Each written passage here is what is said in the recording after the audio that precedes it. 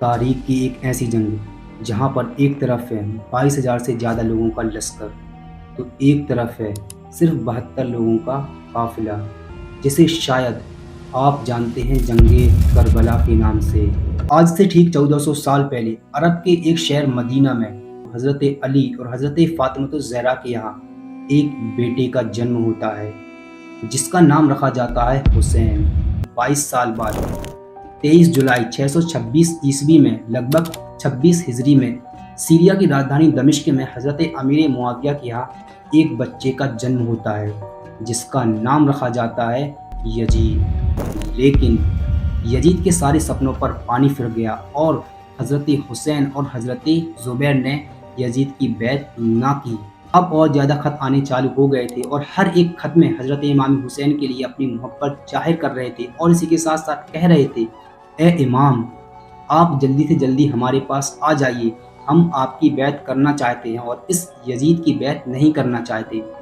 ایک تاریخ لکھنے والوں نے لکھا ہے کہ لگ بھگ 700 سے زیادہ خط حضرت امام حسین کے پاس کوفیوں والوں کے آئے ہیں، لیکن اس سے پہلے حضرت امام حسین نے کوفہ والوں کو بتا دیا تھا کہ میں اپنی طرف سے مسلم بن عقیل کو بھیج رہا ہوں، تو تمہارے اوپر لازم ہے کہ ان کی بیعت کی جائے، ان کی بیعت میری ہی بیعت ہوگی۔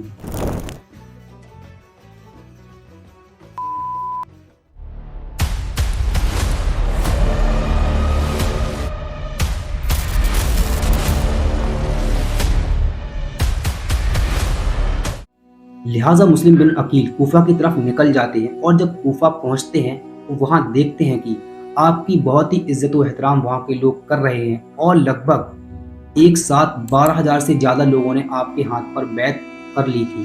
جب یہ سارا ماحول آپ نے دیکھا تو پھر حضرت امام حسین کی طرف آپ نے ایک خط لکھا اور سارا ماحول بتایا اور کہا کہ آپ جلدی سے جلد آ جائیے۔ لیکن یزید نے اپنے کمانڈروں کے ذریعے کوفہ والوں کے اوپر تھوڑا سا ظلم کرنا تھا کہ کوفہ والے سارے کے سارے مسلم بن عقیل کا ساتھ چھوڑ کر چلے گئے۔ لیکن اب کیا ہو سکتا تھا؟ مسلم بن عقیل تو حضرت امام حسین کو خط لکھ چکے تھے اور خط وہاں پر پہنچنے والا ہی تھا، اور یہاں پر مسلم بن عقیل کے سامنے کوفہ والے دغا بازی کر چکے تھے۔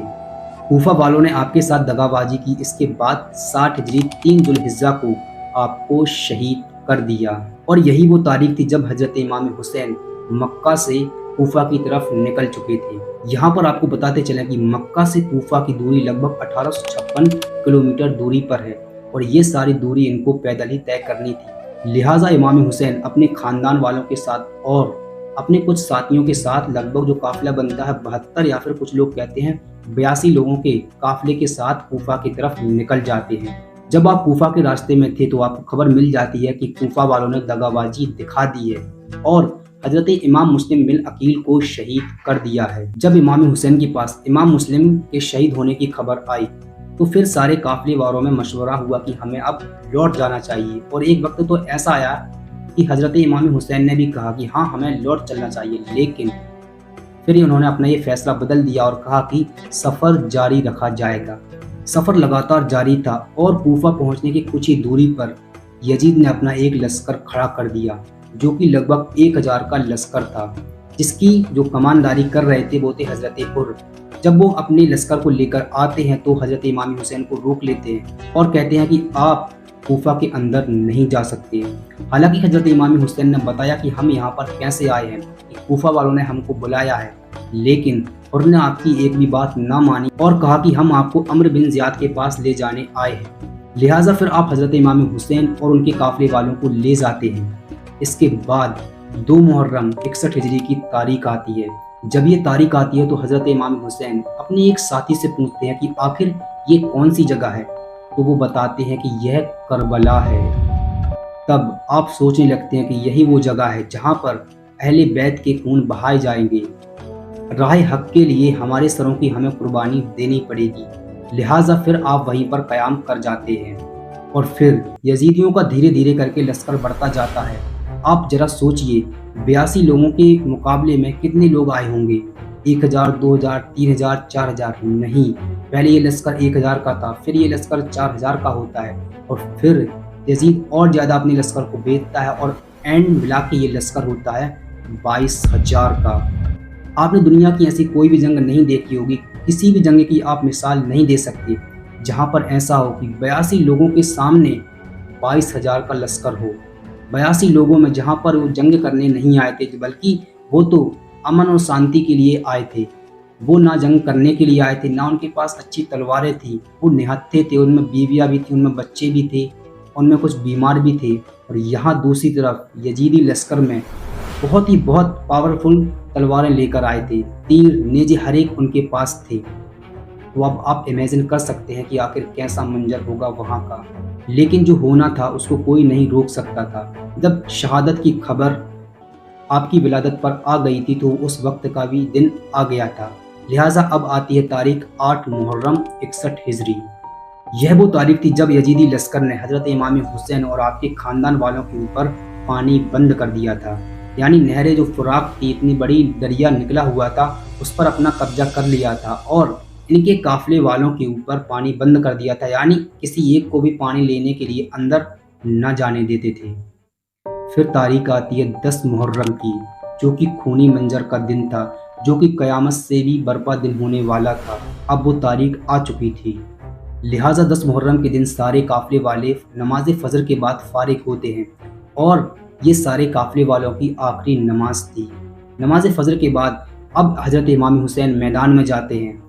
एक मिनट, जंग करने के लिए नहीं, बल्कि वो एक बार फिर ऐलान करने के लिए जाते हैं। ए लोगो, ए यजीदी लश्कर, क्या तुम मुझे नहीं देखते? क्या तुम मेरे मर्तबे को नहीं जानते? क्या तुम नहीं जानते कि या रसूलुल्लाह मुझे सूंघा करते थे? क्या तुम नहीं जानते कि मैं जन्नती जवानों का सरदार हूँ? तो यजीदी लश्कर से आवाज़ आती है, ए हुसैन, अब बातें बंद करो, हम सब जानते हैं, लेकिन शर्त एक है, तुम यजीद की बैत कर लो तो हम आपको कबूल कर लेंगे। लेकिन अगर आप ऐसा नहीं करते हैं तो फिर आप बात बंद करो, जंग चालू करो। लेकिन आपके इस बयान से एक शख्स यजीदी लश्कर से निकल कर आता है, जो कि था हजरत हुर, जिन्होंने आपको कूफा के अंदर जाने से रोका था। लिहाजा हजरत हुर आपके काफिले में आ जाते हैं। इसके बाद भी हजरत इमाम हुसैन ऐलान नहीं करते हैं जंग का। फिर भी वो समझाते हैं, लोगों समझ जाओ। लेकिन जब कोई नहीं समझता तो यजीदी लश्कर जंग का ऐलान कर देता है। तो फिर अब बारी थी हजरत इमाम हुसैन के काफिले वालों की। यहाँ से भी जंग का ऐलान हो जाता है और एक एक करके आपके खानदान वाले, आपके जानिसार और जो आपके साथी थे, वो एक एक करके जाते जाते हैं करबला के मैदान में। खूनी मंजर का अब वक्त आ गया था। एक तरफ से यजीदी लश्कर आ रहा था और यहाँ से एक तन्हा इंसान, दो तन्हा इंसान जाते थे। और यकीन मानिए, अगर आप इमेजिन करेंगे तो तारीख लिखने वालों ने लिखा है कि जब हुसैनी काफिले वाले लोग लड़ रहे थे, जब जंग कर रहे थे, तो ऐसा लग ही नहीं रहा था कि वो भूखे प्यासे हैं, बल्कि ऐसी गर्दनें उड़ा रहे थे। हर एक नौजवान, हर एक खानदान वाला, हर एक जो आप पे जान फिदा करने वाला था, हर एक यजीदी लश्कर को चकनाचूर करता जा रहा था। एक एक बंदा कई सौ यजीदियों को मारता जा रहा था। ऐसा मंजर था। लेकिन कड़कती धूप थी और रेत भी गर्म थी और भूख प्यास आप पे गालिब आनी ही थी। और फिर आपके जानिसार एक एक करके शहीद होते जाते हैं। कभी आपके भाई तो कभी आपके बेटे, एक एक करके शहीद होते जाते हैं। लेकिन अब वक्त आ गया था हजरत इमाम हुसैन का। अब इमाम हुसैन को अपने खेमे से जाना ही था, क्योंकि एक एक करके सारे आपके जानिसार शहीद हो गए थे। अब आपके अलावा कोई न बचा था। तो फिर वो वक्त आता है, इमाम हुसैन जंग के मैदान के लिए निकलते हैं। अपने सर पर रसूलुल्लाह का इमामा बांधते हैं, हाथों में जुल्फ़िकार मौलाए कायनात की तलवार लेते हैं, अपने सीने पर, अपनी कमर पर हजरत फातिमतुज़ ज़हरा की चादर बांधते हैं और फिर निकल जाते हैं मैदान में। और फिर जब मैदान में जाते हैं तो वहाँ पर भी एक और नसीहत करते हैं, ऐ लोगों, अभी फिर से संभल जाओ, अभी भी तुम्हारे पास वक्त है। और क्या तुम नहीं जानते कि मैदान महशर में तुम्हारा क्या हश्र होगा? वेट, यहाँ पर एक और चीज़, यजीदी लश्कर ने हजरत इमाम हुसैन के 6 महीने के बेटे असगर तक को नहीं छोड़ा था। जब उसको प्यास लगी थी तो हजरत इमाम हुसैन यजीदी लश्कर के पास जाते हैं और कहते हैं कि इसको तो कुछ पानी दे दो। तो उन्होंने पता क्या दिया था? जो घोड़े को तीर मारा जाता है वो हजरत असगर के गले के ऊपर चला दिया था। जो तीर हजरत असगर के गले से निकलकर हजरत इमाम हुसैन के बाजू में लग गया था। اتنا ظلم ڈھایا یزیدیوں نے وہاں پر۔ اب حضرت امام حسین میدان میں نکل چکے تھے، انہوں نے اپنا بیان آخری دے دیا تھا، اس کے بعد جنگ ہونی تھی۔ اور پھر جس طریقے سے حضرت امام حسین جنگ کے میدان میں جاتے ہیں تو ایک ایک کر کے یزیدی لشکر کے سر کو اڑا رہے تھے، ایک ایک کر کے یزیدی لشکر کوئی بھی سامنے آ رہا تھا، ہر ایک کسی کو اس کو جہنم واصل کرتے جا رہے تھے۔ لیکن کیا کریں، یزیدیوں نے پھر ان کے اوپر گھیرا بنا لیا، چاروں طرف سے تیر کی بوچھار کی، اتنا زیادہ زخمی کر دیا کہ اب آپ چل بھی نہ سکے تھے۔ ان کے گھوڑے کو اتنا زخمی کر دیا کہ اب آپ کے گھوڑا بھی چل نہ پا رہا تھا، لہٰذا آپ نڈھال ہو کر زمین پر آ جاتے ہیں اور وقت نماز ہوتا ہے اور اپنا سر سجدے میں رکھ دیتے ہیں، جس کے بعد ایک یزیدی سبل بن یزید آتا ہے اور آپ کے سر کو آپ کے تن سے جدا کر دیتا ہے، لہٰذا یہاں پر آپ کی شہادت ہو جاتی ہے۔ اس دن کیسا منظر رہا ہوگا آپ ذرا امیجن بھی کریے، آپ جتنا سوچ سکتے ہیں اس سے بھی کئی گنا خطرناک منظر وہاں کا رہا ہوگا، قیامت سے برپا منظر وہاں کا ہوگا۔ لہٰذا 10 محرم 61 ہجری 56 سال 5 مہینے اور 5 دن کی عمر میں آپ کی شہادت ہو جاتی ہے۔ حضرت امام حسین اپنے آپ کو قربان کر کر دین اسلام کو بچا گئے، تو یہاں پر ہوتی ہے ان کی شہادت۔